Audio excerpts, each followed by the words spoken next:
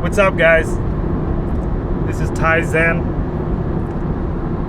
With me, I got the Honorable Grandmaster, legendary, world-renowned. World-renowned now.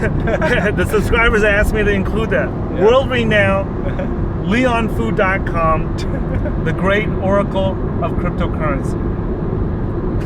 Never gets old. I'm waiting for my title to get longer and longer. Man, I hope the subscribers don't keep sending in new titles to add to it, okay?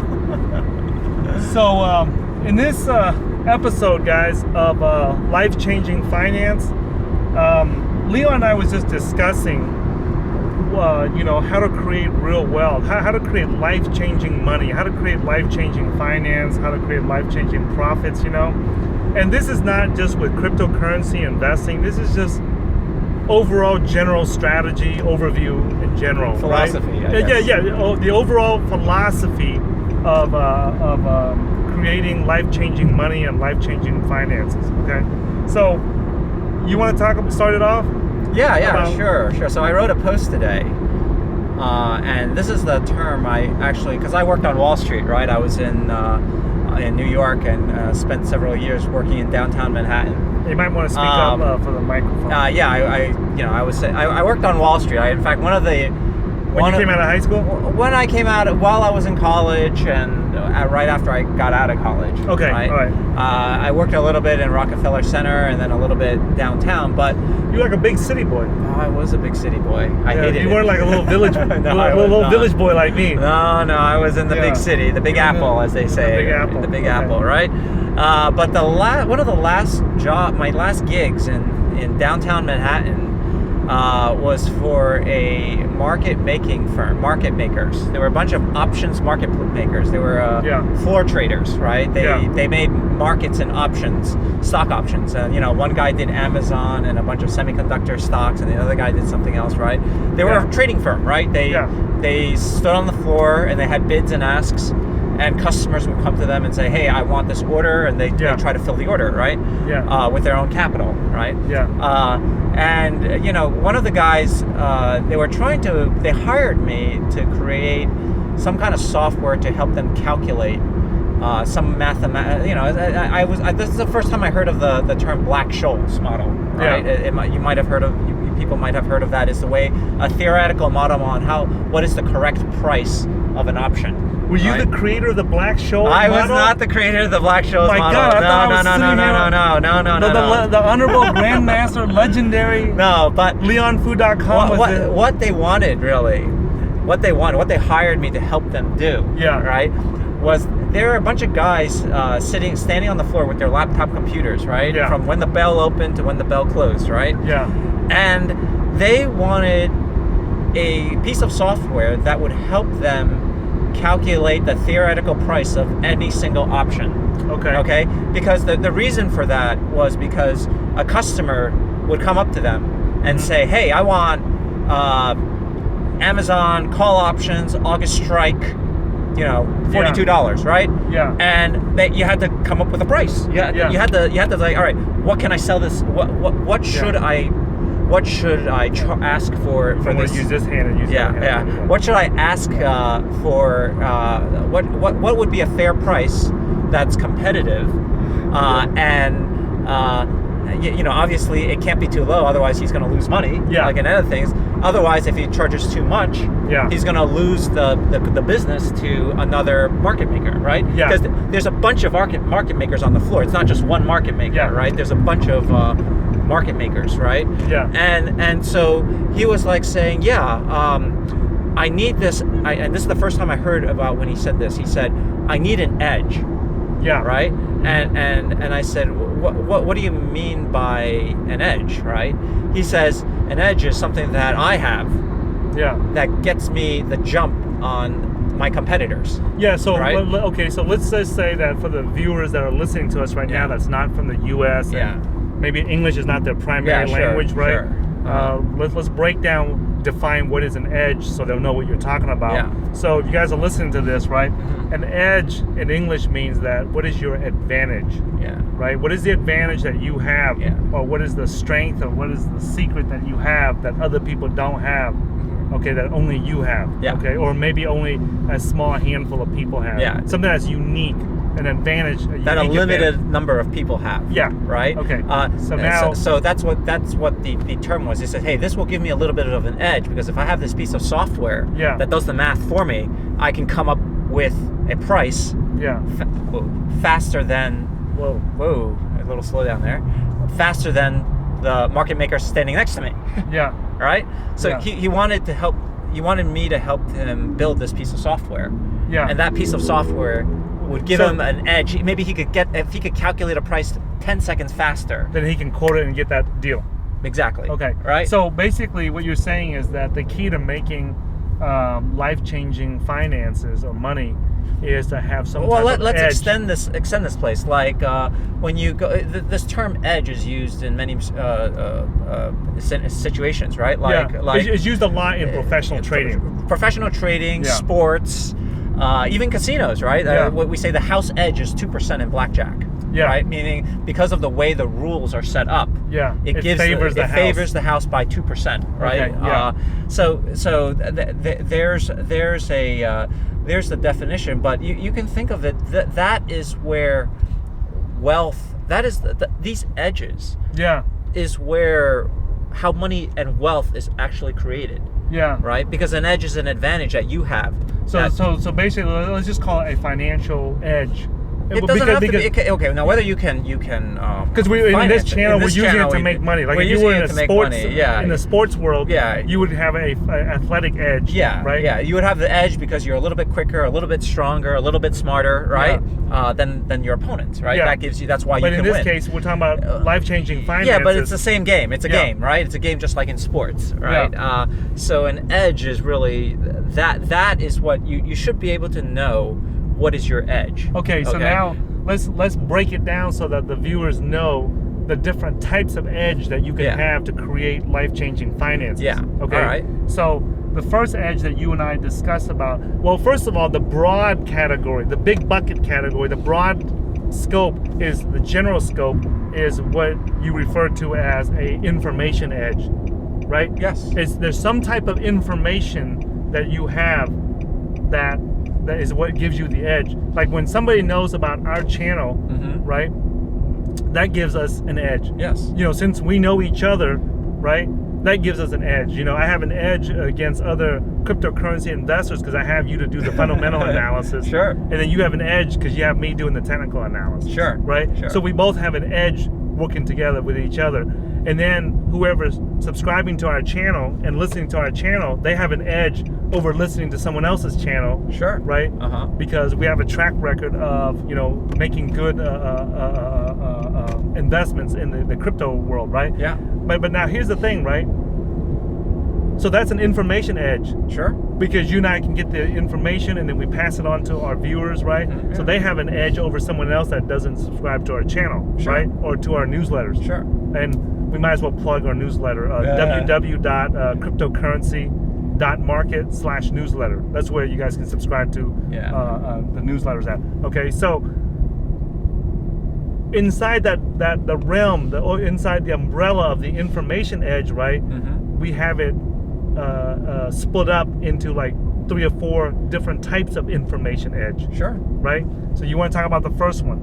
Well, the first one is simply you know it before they do. Yeah, so that's an insider information edge. Or not, I wouldn't say insider. It's more like you early knowledge. Early knowledge. Early, you simply, early information. And there's a story about. I can tell a good story about this. We love stories here, right?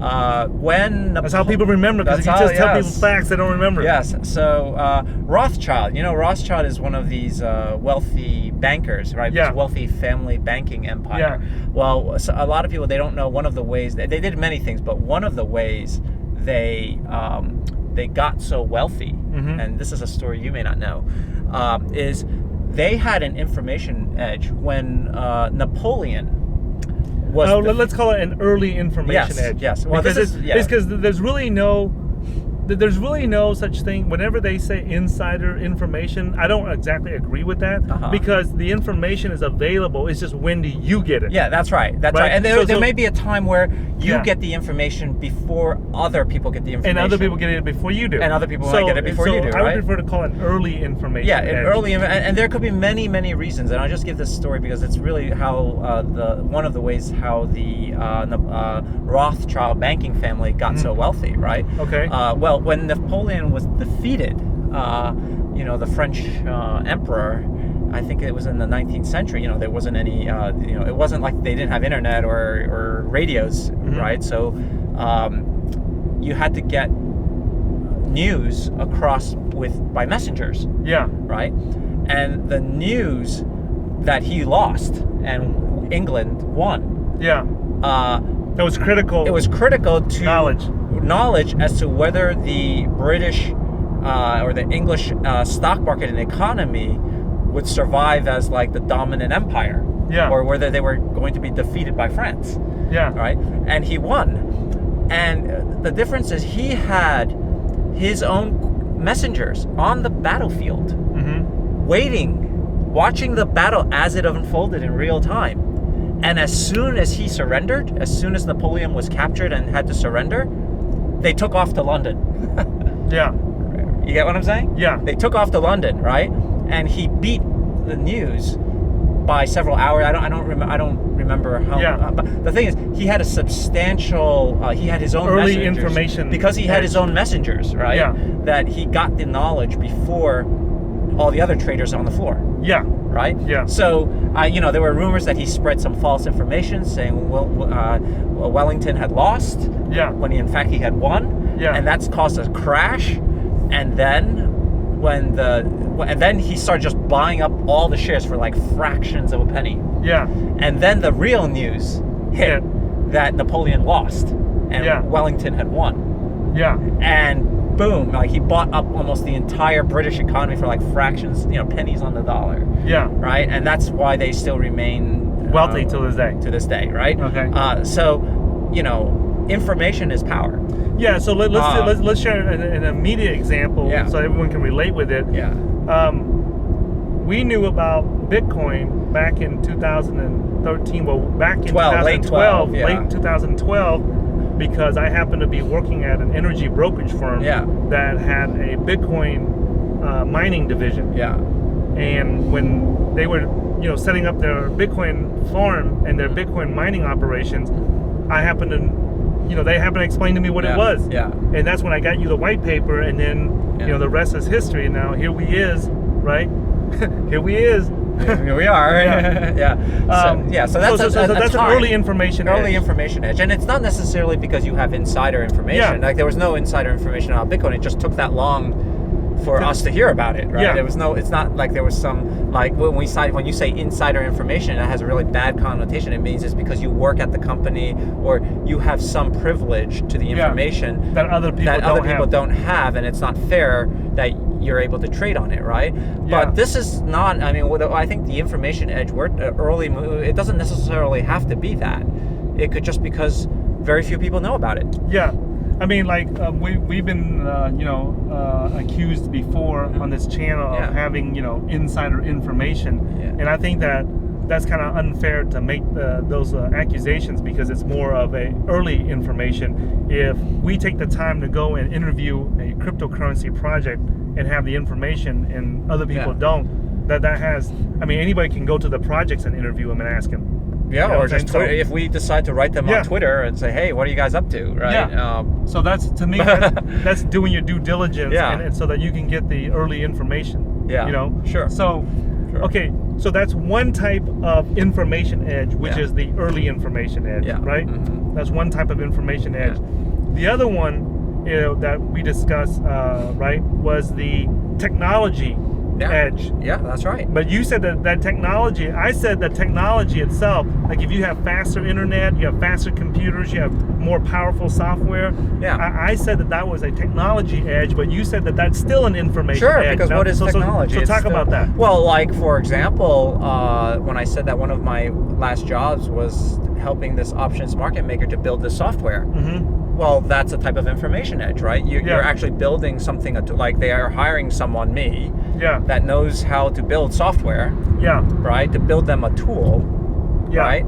And that's that tool becomes a technological edge, right? If you can come up with numbers faster than a guy standing next to you on the floor, well, who's going to get the business, right? If you can come, who's going to get that order? If you're even a few seconds faster, than the others, and software can help with that, right? Software can definitely help with doing those calculations. So the technology is really just another type of information edge. Sure. Okay. So that's the second type. The first one is the early information edge. The second one is the technology edge. Now the third one that I said that we had was that you have a mathematical edge, meaning that you know how to create a probability, right? When you're investing in the markets or whatever it is. Well, casinos do that, right? Casinos create a game that gives them a mathematical edge. On the surface, it looks like you have the advantage and you have the edge, but underneath the surface, it's really the casino that has the edge. It's pretty clear they have the edge. If you examine the rules and you know a little bit about most people don't. Most people don't go to do that when they go to the casino. They're just trying to have fun. Yeah, they're just trying to have fun. Okay, so we got the early information edge, we got the technology edge, and then we got the mathematical edge. Anything else? Anything else? Well, it could you could have a skill, right, or know-how. You could have talents that you're born with, right? You could simply be more perceptive than the other guy, okay? And I'll give you an example. I'll give you another story. There's a very famous poker player called Phil Ivey, okay? And he was playing, I forgot what the game was. He got sued by a casino for quote-unquote cheating, okay? And then because the casino set this game, right? And I forgot what the name of the game was, but he kept winning, right? He took the casino for millions of pounds. I think it was in London, right? And they couldn't figure out how he was able to do that because they were supposed to have a mathematical edge on this game. Finally, they figured it out, and they found out that the cards that the casino was using there was a manufacturing defect on the card, and that made it so that he could tell just by looking at the back of the card. It was a very, very subtle manufacturing defect that it wasn't his fault. It was like the casino, whoever they bought the manufacturer of those cards, he noticed that, hey, they're not all the same. They're basically marked, right? But it was so slight, but he had that perception. Right. So then now he's sitting there. He basically knows what the next card is going to be because he can see it. He noticed that, right? That no one else did. So what would you call that? That's a perception edge. That's an edge of perception. You just simply notice things. He didn't cheat, and the casino said he cheated, right? Okay.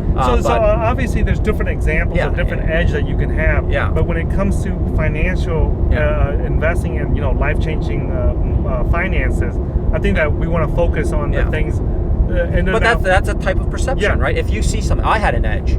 Because when I saw Steve Jobs present the first iPad, this was back in 2010, I watched the whole hour, just like millions of other people watched it too, right, around the world. And I said to myself, that is going to be huge. Right? But you had an edge in making that determination because you came. But I mean, if you watched that same video, you wouldn't. I wouldn't have noticed it because. But we're both watching the same thing at the same time. So what kind of edge is that? So it's an edge of perception, right? It's an edge of perception because at that same Bitcoin farm, that the energy brokerage firm I worked at in Dallas that had the Bitcoin mining operations, right? I was just watching them set it up. I had no setup, I mean, I watched what they were doing as they were setting up the Bitcoin miners and everything, right? And when you said that, hey, this is legit, no one had to tell me to go out there and try to invest into it. Okay. Right? I mean, I knew it had value. I knew that the blockchain technology had value and Bitcoin had value just in the clearing and the settlement for the ability to settle and clear transactions fast. That alone was enough for me to run out there and invest in it, regardless if it was used as a currency or not. Right? But did you know that half the guys that worked there at the energy brokerage firm never invest into one Bitcoin? I believe it because of perception. Yeah, because they didn't see the value in it. That's right. So that's the edge in perception and being able to see dry land through muddy waters. That's right. That's right. Yes. So we wanted to make this video just to help you guys understand that whenever you guys want to create life-changing finances or life-changing money or life-changing profits, right? But here's where you make money. Let me go through about how you make money from an edge, right? Okay. You make money from an edge. It's not just so that's all where the. You want to do that in a separate video? Okay, we can do that in a separate video. You know, how to use the edge that you have? Yes. Okay, because this is, All right, cool. 20 minutes on. 20 minutes. All right, let's stop here. So that will conclude this video, guys. We'll do how to take advantage of the edge that you have, right, in the future, right? And we'll even talk about, and maybe in the next video, we'll talk about, which edge that you should focus on, because not everyone has those same edge. Yeah, that's right. That's right. So, you're finding your edge, right? Yeah, finding your edge, your advantage. Okay? Yeah. So thanks for watching this video, guys.